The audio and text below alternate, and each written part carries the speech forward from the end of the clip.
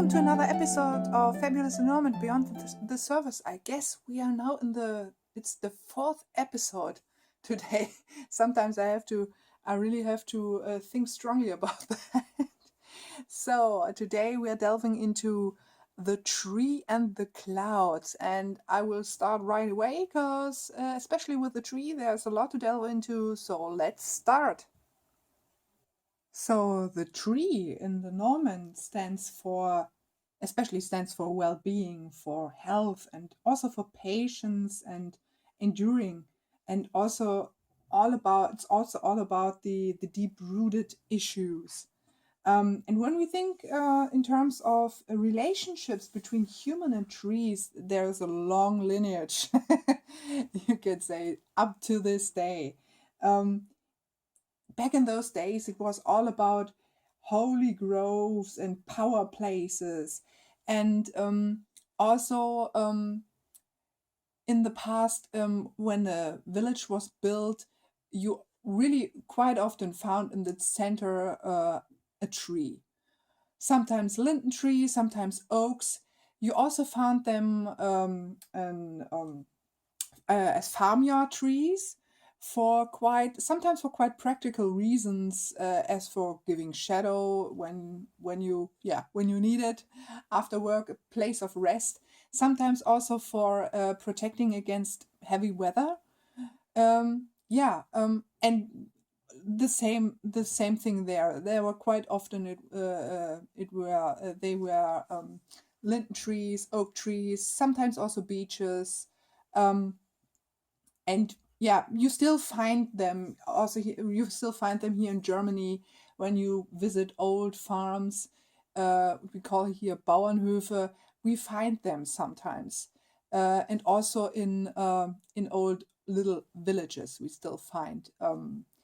find in its center so-called Dorfbäume or Dorflinden.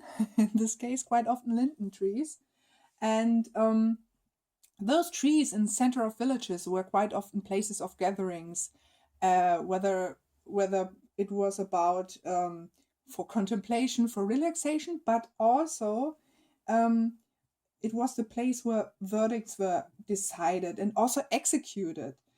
So there's quite a multifaceted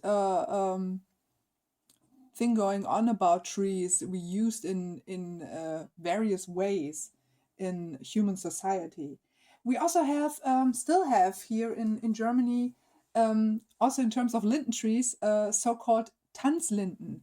There were places where you gather in a festive mood and dance.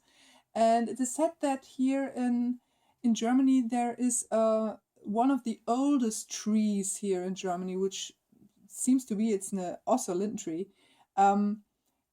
Which is quite a fascinating tree, because this tree has no whole stem or trunk anymore. It is said that a thunderbolt hit it, and so it departs in different branches and so on. It's not really proven that this is the fact, because they are also saying that you can have four different trees of one of the and the same species, and they mostly also tend to share one root. So it's not quite sure if this linden tree is really really massive, with the trunk is I don't know how to call it, diagonal measured. It's about 17 meters, so it's not quite sure.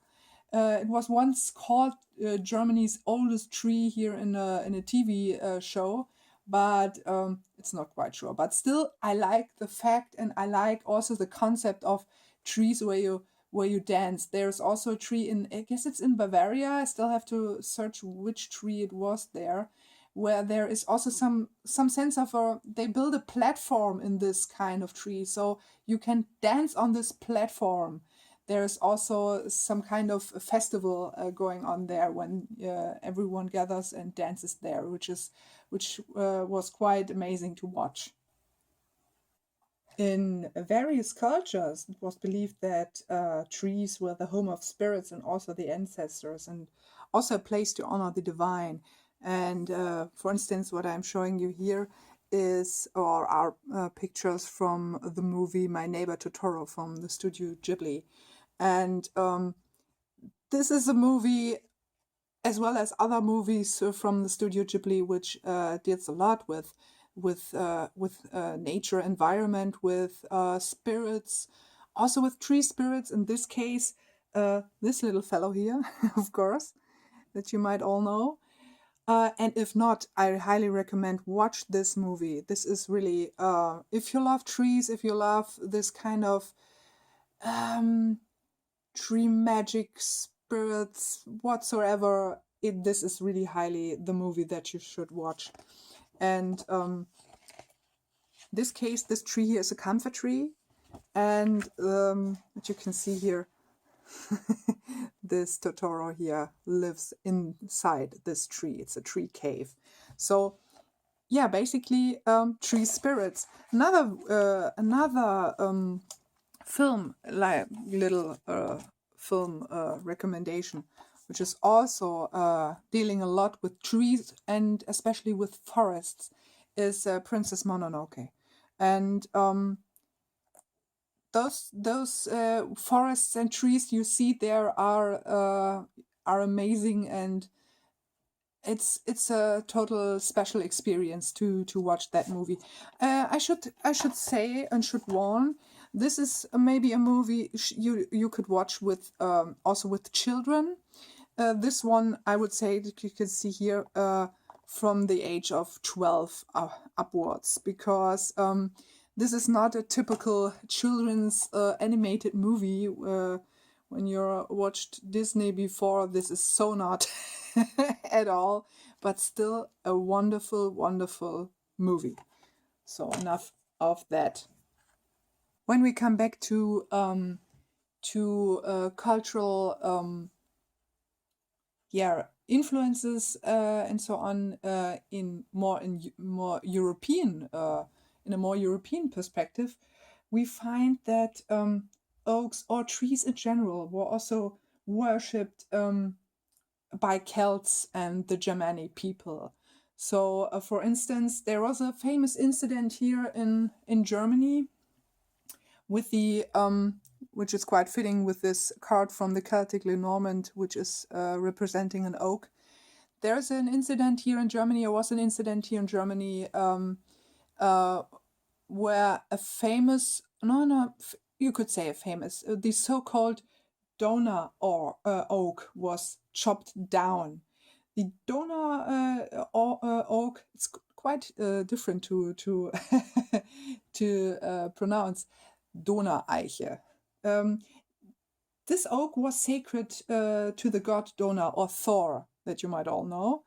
And this tree was chopped down the age of, I guess, it was 723. It was chopped down by the missionary Bonifatius. And he did this to convince the Chets, who were a Germanic tribe, to convince the Chets who weren't evangelized to that point that their gods are powerless. So he chopped down that tree, and with the wood of that tree, he built a Christian prayer house. Of course, you could say because it was so holy to the tribe, to the Germanic tribe, how could he do that without being, being murdered or so? He was guarded by soldiers, so there was no way they could have prevented them, prevent this, this unholy deed. So basically, what's quite interesting still to this day is after this prayer house, there, I guess it's not quite sure if it was built at the exact same spot. And it's also not quite sure where this prayer house was built, but there is a Hesse, a town in Hesse, which is called Fritzlar. and there they built a cathedral, and the cathedral should be standing on the very point this prayer house was standing on. And near that cathedral, they built up a monument for Bonifatius, and it's this monument is quite young, I guess, a couple of years old.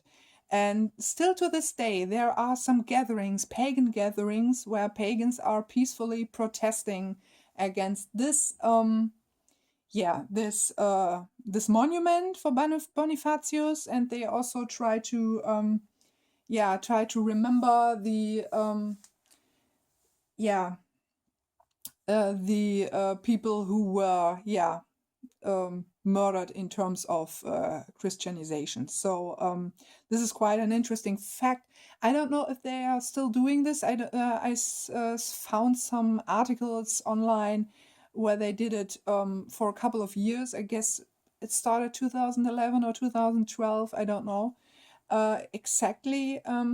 But the way the article described paganism or these pagan people there was quite, it was not a way that I would like to be represented by the media. So this was quite not a nice way to treat pagans here in Germany. The symbol of the tree also plays a very important role in Norse mythology, as for the tree of life or the Yggdrasil. And I found this very wonderful illustration here on DeviantArt, and thought this is a wonderful representation of the Yggdrasil, the tree of life, where you can see all the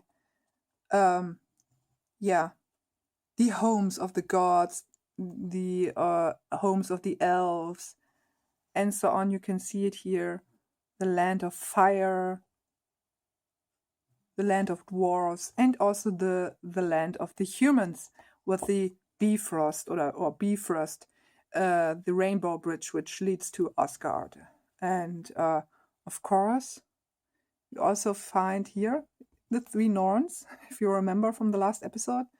Of course, also the Midgard serpent and Helheim, the home of the goddess Hel, who was the daughter of Loki. And I really like this representation. But we find this concept of the tree of life, of course, in also in, for instance, in the Kabbalah, this one here. And this concept is quite popular in many cultures. We, of course, also in Christianity, we have a tree. We have the tree of knowledge from the Old Testament. So this is also kind of a tree representation in a in Christianity itself, so to speak. And something which is what I also want to incorporate here, so a little bit of tips here and there in terms of movies or so on, the concept of the tree of life, which is also a concept of a symbol, not only of the universe itself, but also of the cycles of life and death. This is a concept and a theme which you can also find in a movie called The Fountain. Maybe you saw it already. This is a Darren Aronofsky film, and it's totally strange. This is a movie where I hardly can explain Ooh, where I can't explain what's the movie all about, because it's quite an artistic movie, but still visually very strong. And the music is incredible, and the tree plays, this kind of tree of life plays also an important role here in this movie, and it's kind the source of immortality in this book, which you can see here. And this is an amazing movie, highly recommended. This is a movie you can watch over and over again and find certain new aspects to it. But as I said, it is not the kind of linear storytelling structure that you normally see in movies. So it's always quite funny when I read reviews of this movie and when they try to explain what's the movie all about, and you think, huh? Okay, how do they come up with that? So highly recommend this if you want to delve a bit into the Tree of Life in kind of an artistic movie form. Of course, the tree also plays an important role in fairy tales. Of course, also have the concept, to some degree, the concept of the Tree of Life also coming or influencing fairy tales, but quite often and popular is the concept of the magic forest. And this is a theme which you can find in the Red Riding Hood, in Hansel and Gretel, in Snow White, also in Snow White and Rose Red. You find this kind of strange forest where the characters are thrown into and try to find their way to the various obstacles that coming in their way. So, like here, for instance, within the Rackham Oracle, we have here this little gnome or dwarf within Snow White and Rose Red, where you don't know what he's up to. So these kind of tasks and that you have and um, that are are kind of a symbol for the process of growth of those characters, the process of self-development. Um, these fairy characters learn to trust themselves and how to take responsibility for their actions. So, in this case, forests in fairy tales are very, very great teachers. When we come back to the initial meaning of the tree card within the Lenormand, and we come back to the sense of well-being, we could really easily see that there would be no life without trees here on Earth. And one fact that really scared me that Kathleen Bertman presented in her book was the fact that per year, according to Greenpeace, 15 million tons of fossil oil are ending up in the Russian soil and also in the waters there. That's due to pipeline leaks, basically.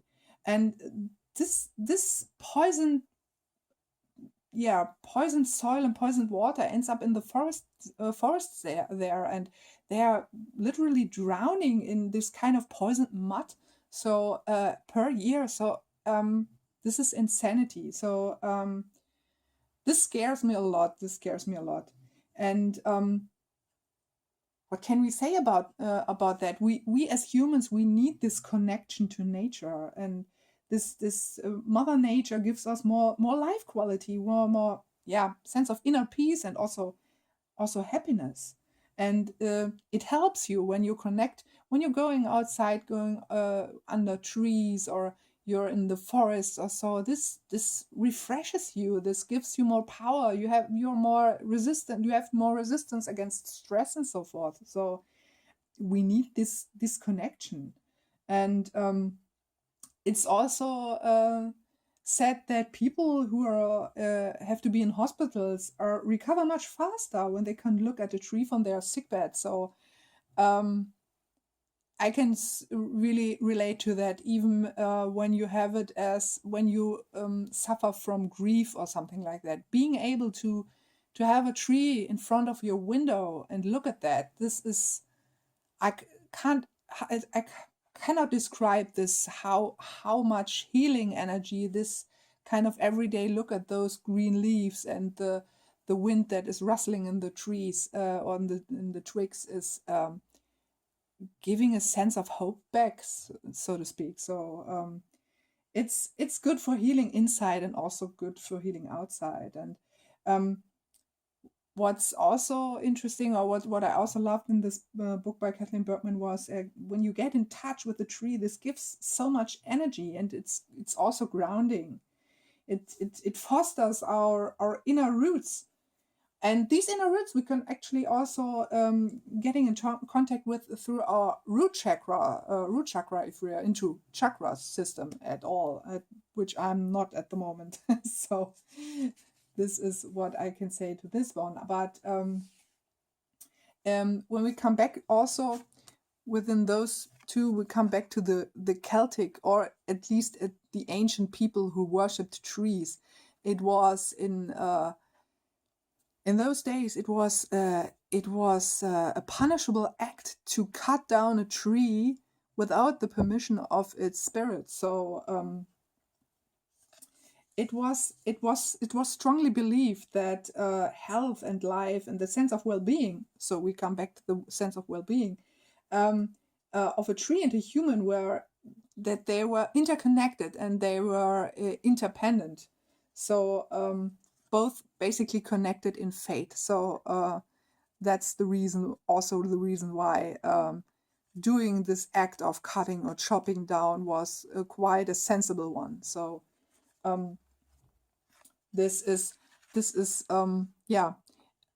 something I really can relate to strongly.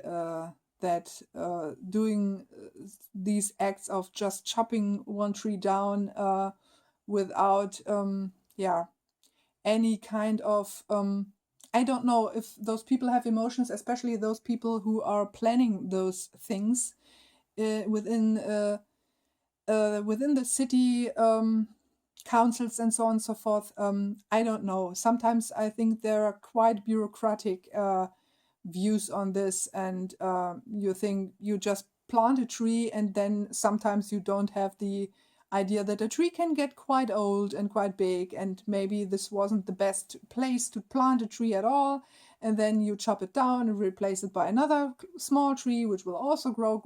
So basically, with my ramble, I want to say this is a kind of environment quite often in the city where trees can't get their old age anymore. So, and but still we are into this kind of planting a tree. This is still something which is a custom nowadays, that sometimes we plant a tree when a child is born. And with the concept, which is a city here in Hanover, it's up to, which I quite liked, despite the fact that they're chopping so many trees at the moment down, that they installed this place like the Grove of Friendships, which I showed you in one of my December vlog videos. So where basically people can plant a tree to remember maybe the dead, remember a childbirth, remember friendships and so on. As a sign for a friendship to plant a tree, this is something I really like, and I really maybe eventually will do someday in the future. I will see how I will approach that. When we turn to the numerology meaning of the five, this number five is a high energetic number, which is standing for life force and also for divine unity. Basically, it's also describing the microcosms of life, and that we are all part of, and are connected to it. And this plays strongly into the number of five. And when we come now to the tarot associations with this tree card in the Lenormand, I had to take this deck this time because it's so strongly also connected to trees. The Tarot of the Hidden Realm, of course. We have, of course, the High Priest or the Hierophant in this case, which is, and I really like that because he is Celtic one. So basically he should have the Celtic tree with him, the Celtic Lenormand tree card with him. I just see how this is fitting. Yeah, wonderful. Look at that, wonderfully. And this is the teacher aspect, what I told you of the kind of forests or trees itself are great teachers. And it's about truth and values, and this is and look how gorgeous they look together. We also have the Hermit card for this one. I try to find a better angle. These cards are quite big here. The Hermit card, and The Hermit is about the patience and being true to yourself, basically. Another one we can find is within the Temperance card. So I will put it in here a bit over this one. The Temperance card, which is about healing and being whole or getting whole again, and feeling well or being well. So basically, well-being. We have also the Seven of Pentacles here, um, which is also about a bit of waiting and patience, waiting for the things to evolve. So basically the slow growing, the slow evolving of this tree, which you can see here in this magnificent old oak tree. We also have the Knight of Pentacles as this groundedness factor, this being taking also responsibility. So this is also playing in that. And for the last one, the Six of Cups, which is standing for this kind of past and remembrance and tradition, I just had to put another card, but a card from another deck, so to speak. And it just had to be from the Wild Unknown. How perfect is this one? And it is also, sharing this Hermetic principle of as above, so below. So this is quite interesting. And one interesting fact also about trees, just a bit of background in terms of the tree plant itself, that the kind of roots sometimes can tend to are much bigger, which you can see here, than on the upside, than the upper part of the tree. This is something I learned within my gardening sessions within our urban gardening project we are participating in, and that sometimes roots of a tree can take a lot of space. So this is also one of a fascinating fact about the tree, and this was the thing which I wanted to share with you in terms of the tree card in the Lenormand. So after the groundedness of the tree, we are now going upwards, up into the sky, into the realms of the clouds. And this is a wonderful picture also found in DeviantArt. And this was a representation for me for my airscape or my air landscape within the season of the Seeker studies, within my elemental balancing studies, because I really like this kind of thing that you're standing there on the edge with these clouds in front of you and looking into the sky.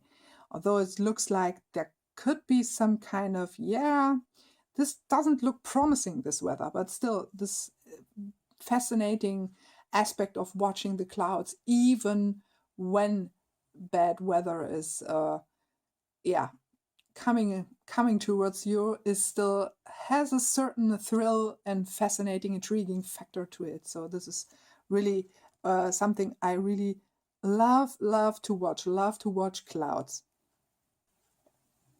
When we are delving into the book by Kathleen Bergman, we, like with so many of the other pages before, we have wonderful paintings. This one is by Hans Thoma, and it's called A View to the Taunus Valley. So the Taunus is the area here in Germany, and as you can see here, this is so stunningly beautiful and gorgeous. It has a little certain feeling of it has a tiny bit of a Arthur Rackham style to it, which I really liked. First time I saw this, I really thought maybe you could. No, it was not Arthur Rackham. It was Hans Thoma, and this painting is from 1890. So a bit about this background.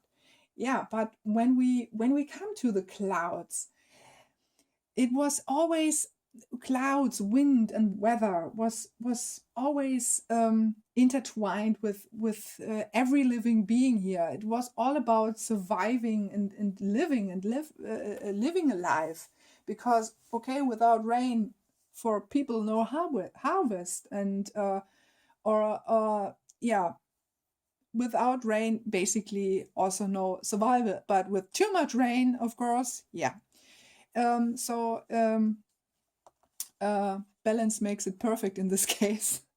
But in back in those days, back in the past, clouds were also seen as messengers of the gods, and watching the clouds actually was also some kind form of some kind of oracle form, which was which was still yeah up to the modern days it was used, or maybe not consciously used. It is said that 1964 Elvis Presley had a vision when he traveled a highway, and he had this vision while he watched the clouds and or the cloud shapes, and these clouds, these cloud forms he watched there were announcing to him. So he saw this in the clouds. Um, he had foreseen his early death, so to speak. So um, and Kathleen Bergman talks in her book regarding to stuff like that, when we find certain things in nature, certain shapes in nature, which are speaking to our subconscious or our inner world. She talks, of course, about a projection in this term, and but also this projection has also to do with a certain which with shifts of inner conflicts into the outside world. So this is basically reflecting it, and so these kind of inner conflicts you also find within the cloud card, because the cloud card is a negative card.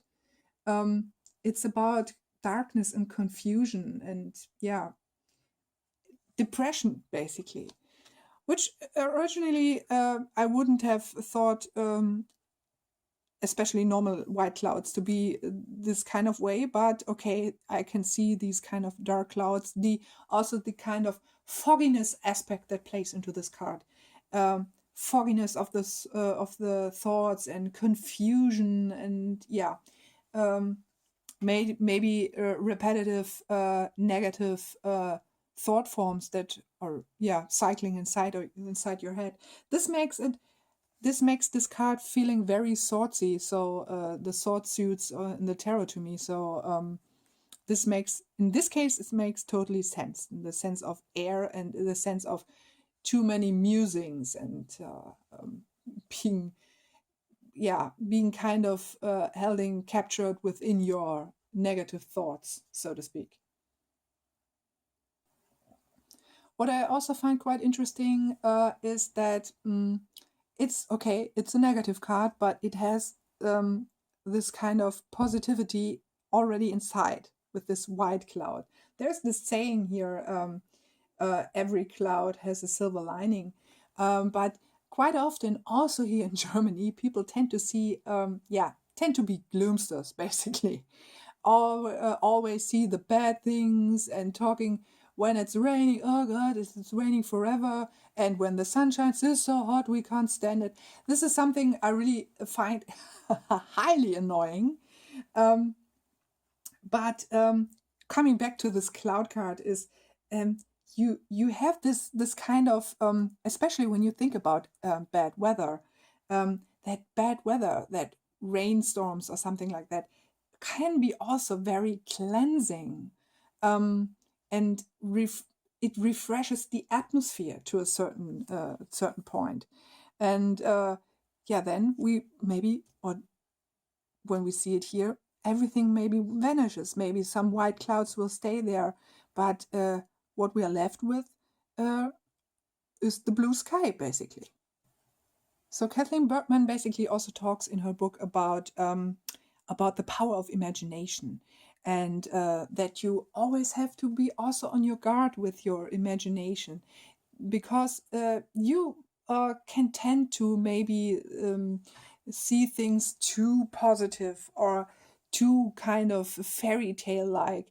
But you could also do the other way around. You could maybe catastrophizing everything, seeing only the dark things in life that maybe aren't so dark at all. So basically, keeping the balance is also something which is important in terms of imagination, or using your imagination wisely. But of course, when we come to imagination and fairy tales, and we see here Alice in Wonderland, where really the imaginations or the imagination itself went wild. This is, of course, I guess, one of the best ways to use it, to use your imagination in poetry, in painting, in music, and of course also for just dreaming, daydreaming. Of course, like the clouds are telling, don't get lost in them. Uh, Otherwise, you can't find a way out, and yeah, the outside world maybe seem a bit dull to you, but in general, imagination is a wonderful and fantastic thing. When we finally come to the tarot cards, Kathleen Bergman suggests here, for instance, the High Priestess. The High Priestess here standing for also for imagination and for transcendence, and also for the cleansing aspect I talked of before. And she also suggests, of course, the devil for this kind of being, this kind of addiction aspect, and this feeling of being a victim. She also sees the moon there, the moon as a cloud, as one aspect of the cloud in terms of the shadow aspect, the unconscious, for something which is maybe not real. She also shows here the Seven of Swords for this kind of worries and fears and maybe disappointments, and not feeling very, very sure about something.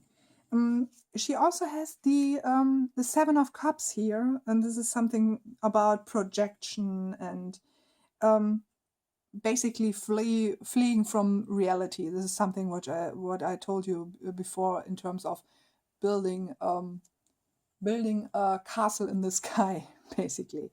I have also two cards in mind which she not incorporated within her book, and these are the, of course, the Eight of Swords and also the Nine of Swords, because to some degree I think it also sometimes has to do with in terms of clouds. Sometimes there are clouds that maybe aren't really real. Also, this kind of realness factor. Maybe you're just bound yourself and you're just stay captured within your nightmare. So I see them also as part, or that they also have certain aspects of the cloud card within the tarot.